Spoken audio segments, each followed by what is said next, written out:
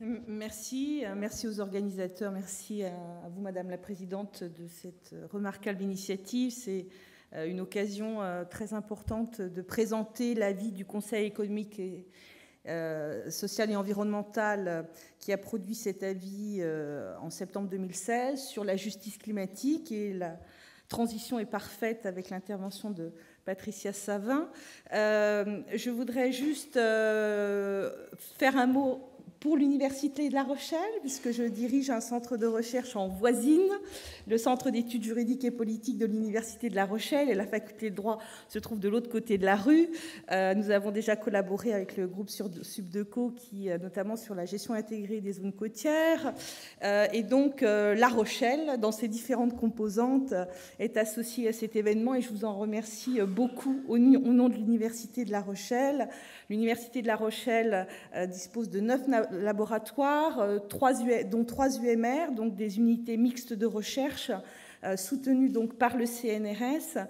2 laboratoires sont particulièrement impliqués sur l'écologie, le CEBC, le centre de Chizé, et l'IANS, qui est un laboratoire particulièrement spécialisé sur les questions littorales.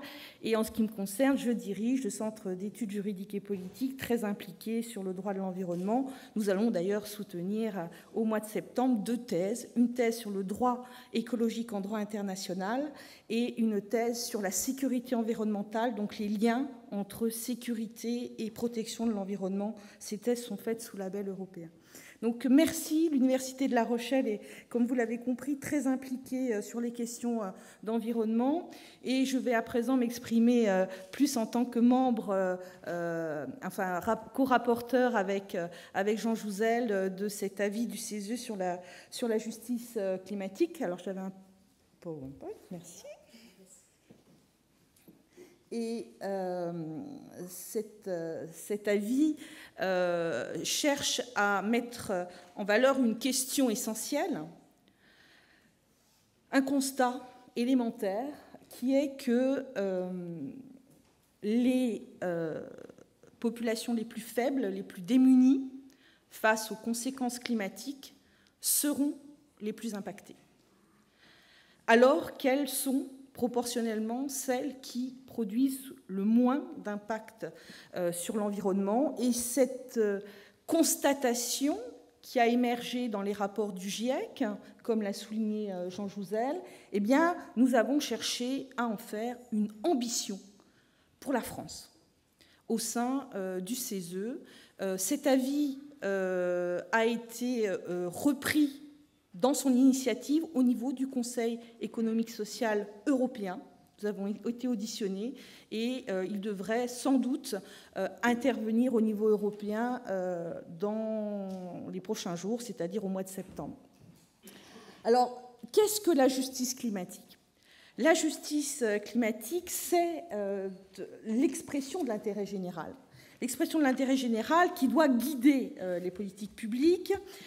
C'est une nouvelle logique d'élaboration de ces politiques qui tiennent compte des inégalités sociales, économiques, écologiques face aux impacts climatiques.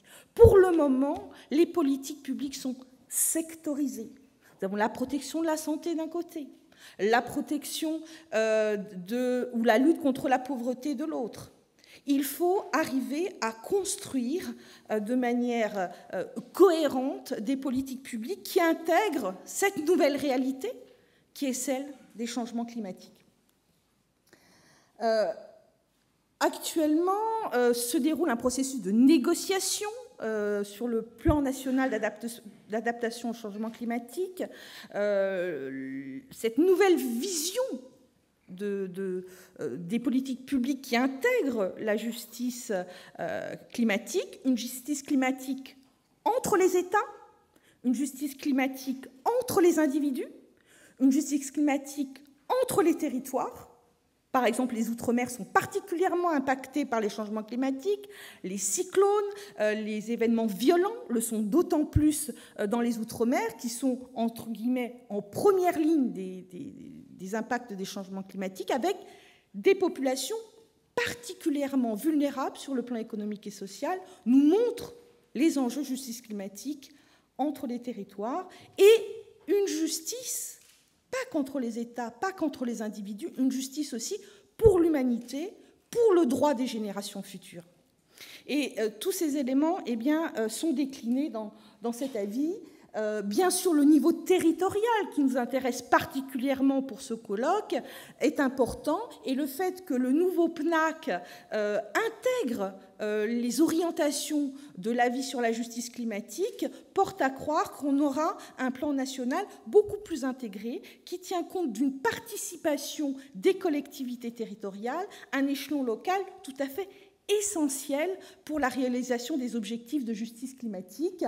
Il faut aussi soutenir l'innovation technologique et soutenir des politiques sociales engagées. Ça veut dire quoi? C'est-à-dire former à de nouveaux métiers, s'engager dans la transition écologique. Nous avons maintenant un ministère de la transition écologique et solidaire. Eh bien, il faut accompagner cette transition dans les métiers sur le plan social. Ce sont des préconisations importantes de notre avis. Donc, la justice climatique, c'est un enjeu de solidarité et de cohésion nationale. Il faut tenir compte de tous ces éléments au niveau de l'investissement dans les entreprises, soutenir les entreprises qui investissent et accompagnent la transition, soutenir les territoires les plus vulnérables, les plus impactés, et bien sûr, accompagner cette nouvelle logique d'élaboration des politiques publiques. Je vous remercie.